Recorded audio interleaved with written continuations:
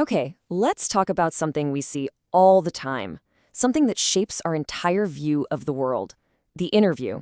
But what is it, really? Is it a noble search for truth? Or is it something a lot more like theft? I mean, think about it. How do you form your opinion of a famous author, or an actor, or a politician? It's not just from their work, is it? It's something more. For well over a century, that something more has come from the journalistic interview. But here's the crazy part. Since the very beginning, it's been praised as a beautiful art form and, at the same time, condemned as a straight-up crime. So let's get into that. To really get this, you have to look at the two totally different ways people see this whole act of just asking somebody questions. On one hand, you have the idealists. They see the interview as a pure source of truth, our main way of connecting with the great minds of our time. But on the other hand, you have the critics, who see it as nothing but a rude, unwarranted intrusion into someone's life. And this quote from Dennis Bryan, it just nails that ideal, right? He's basically saying that in this day and age, interviews are the way we understand the people shaping our culture. And that puts the interviewer in a position of, well, incredible power. So for the people who really champion it, the interview isn't just a tool. When it's done right, it's an art. It's a way to reveal someone's true personality, their real thoughts, in a way that almost nothing else can. But then you have the complete opposite view, a much, much darker take on the whole thing, held by a lot of the very people who find themselves on the other side of the microphone. To them, it's an invasion. It cheapens their life's work and makes them feel smaller. Some have even compared it to that old superstition, the one where taking a photograph actually steals a piece of a person's soul. And we're talking about some major figures here. Lewis Carroll, the guy who gave us Alice in Wonderland, had what was described as a just horror of interviewers. He refused every single request, his entire life.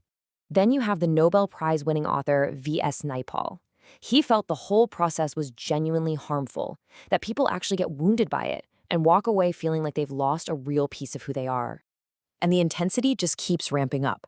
Rudyard Kipling, he didn't pull any punches at all. He called it immoral, a crime. He even compared it to a physical assault. But maybe the most gut-punching description of all comes from another Nobel laureate, Saul Bellow. He actually did interviews, but he described the feeling with this incredibly violent image, like having thumbprints pressed on his windpipe. Just, wow. So you've got these two totally opposite camps, truth versus theft. But what if there's another way? This is where the fascinating story of Umberto Eco comes in. He kind of figured out how to play the game on his own terms. See, Eco was this world-famous academic who also happened to write mega best-selling novels. And this quote, this was his secret weapon.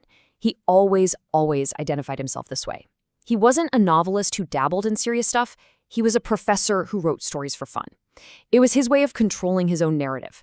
And believe me, he found a lot of time for fun. His whole secret boiled down to this one idea he called interstices. He believed our lives are just full of these little empty spaces, the moments we just waste. And Eco was the absolute master of filling these tiny gaps. The story goes he could write a whole article in the time it took for an elevator to come. He basically took every single wasted moment and turned it into something productive.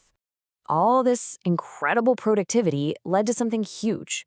A book that launched him from the world of academia into being a global intellectual superstar. And it created this huge mystery that really put his whole identity to the test. And this is where that tension really came to a head. Despite writing over 40 dense, scholarly books, the public and the media knew him for one thing, his novel, The Name of the Rose. And for him, that was the theft he was fighting against in every interview, the theft of his identity as a scholar. But you can kind of see why the public felt that way. I mean, the success of this book was just staggering. We're talking somewhere between 10 and 15 million copies sold. And this is what makes it all so wild. This was not some easy breezy read. It's a super dense detective novel that dives deep into metaphysics, theology, and medieval history. His American publisher was so sure it would fail, they thought they'd be lucky to sell 3,000 copies. So why did it blow up? Well, Eco's own theory was basically a takedown of the entire media establishment. He said that journalists and publishers just assume people want trash. They underestimate the public. He argued that actually, tons of people are craving a real challenge. And that whole story with Ego, it really brings us full circle, doesn't it? He used the interview to spread his ideas, but at the same time, he hated the fame it brought him, a fame that was always trying to redefine who he was. So, in the end, the interview is still this huge paradox. It's an unbelievably powerful tool. It gives us those vivid impressions, it creates superstars.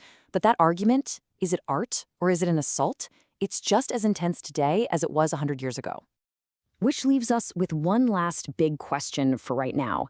In this age of social media, where everyone is carefully building their own perfect image online, does that make the raw, unpredictable, and yes, sometimes intrusive interview more vital than it has ever been? Something to think about.